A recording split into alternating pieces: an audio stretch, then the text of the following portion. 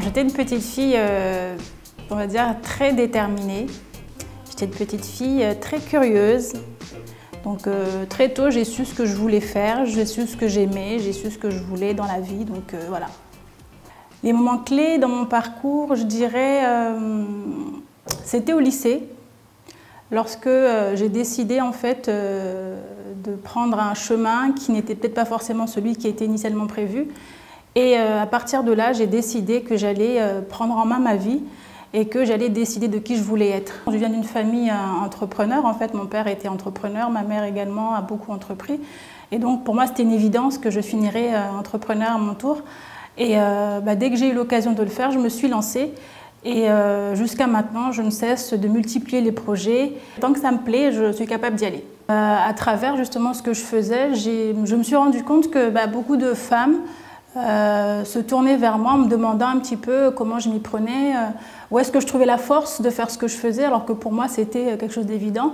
Et je me suis dit que peut-être il y avait un travail à faire où on pouvait aussi inciter la femme à aller de l'avant.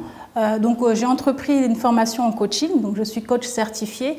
Et à travers mes programmes, je fais la promotion justement de la femme, que ce soit dans l'entrepreneuriat, que ce soit en politique ou alors dans toute autre activité où elle se sent entreprenante en fait. L'idée, c'est pas de mettre les femmes dans des cases, c'est d'accompagner en fonction de leur personnalité, en fonction de leurs aspirations.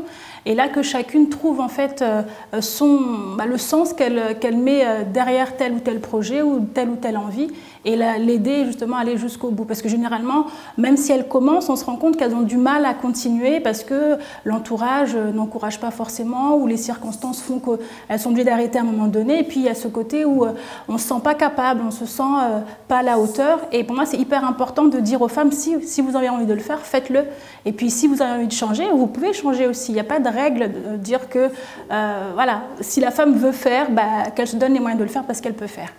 Croire en soi, c'est vraiment le premier conseil que je donne parce que si vous ne croyez pas en vous, comment voulez-vous que d'autres croient en vous?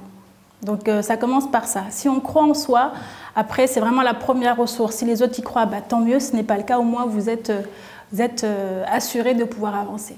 On va dire d'avoir persévéré.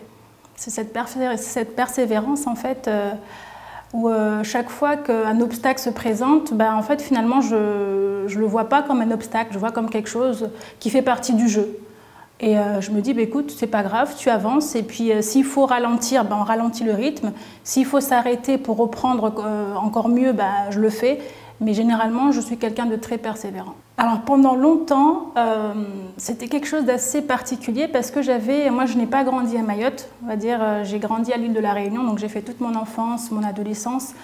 Donc moi, mahoraise, en fait, j'ai dû me battre pour vraiment me réconcilier avec mes origines, parce qu'encore une fois, quand on est élevé loin de sa terre natale, généralement on a toujours ce tiraillement pour rester soi, et moi je l'ai vécu.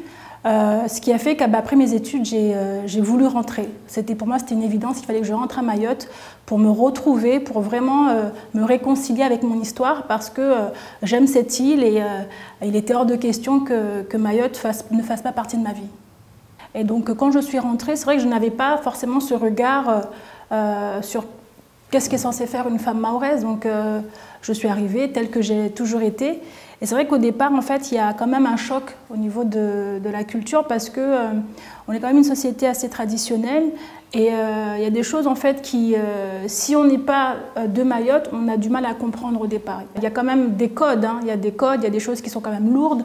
On parle de société matriarcale, mais on sent que beaucoup de femmes aujourd'hui ont quand même éprouvent un peu de souffrance aussi parce qu'on a une société qui exige beaucoup de la femme en fait. La femme mahoraise, on attend beaucoup d'elle, elle porte beaucoup de choses sur ses épaules et puis encore une fois, il faut qu'on arrive à faire comprendre à ces femmes-là qu'elles ont le droit d'être elles-mêmes, elles ont le droit aussi d'aspirer à des choses qui ne sont peut-être pas forcément celles auxquelles nos mères aspiraient, nos grands-mères aspiraient.